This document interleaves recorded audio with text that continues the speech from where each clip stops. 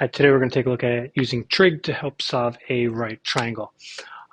Before we do anything with trig, I like to set up our rules. And what are those rules? Toa.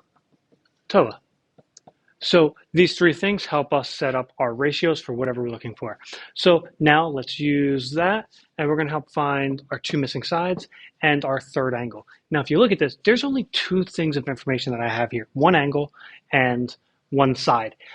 Using trig, we can find almost anything with all this. Also, using the total measure of all of our angles in a triangle, we know that everything is 180. So if I have 90, 62, this missing side has to be 28. So there's one thing off our list. Now we got to figure out what x and what y are. In order to do that, I'm going to start from the vantage point of standing at A.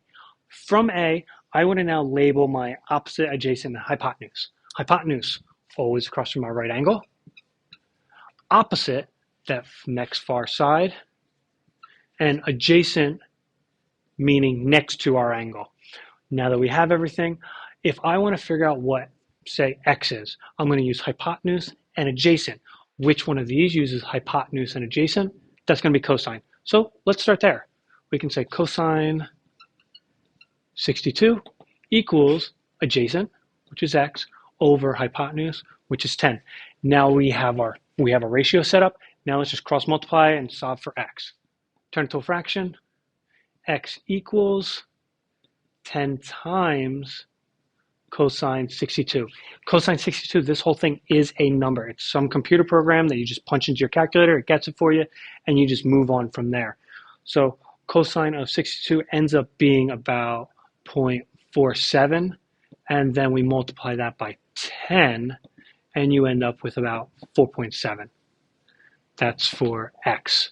Okay, we can do the same thing. Now we want to figure out what y is. Now, I could come down here and change my vantage point to C, but I don't want to do that because this was something that we found.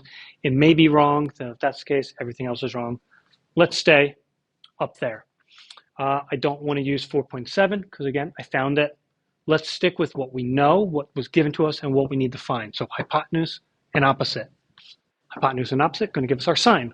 So we say sine, we're standing at 62, equals our opposite side, which is y, over our hypotenuse, which is 10. From here, now we just use cross multiplication, and we solve for y. So y equals 10 times sine 62. Again, sine 62 is a number. It's something that you can just punch in the calculator. You get some sort of decimal value. And what is that decimal value? It's going to end up being 0.88, roughly about that. Let's just keep putting things together. 10 times that's going to give us 8.8. And we found our two missing sides, and that's using trig to help solve a right triangle.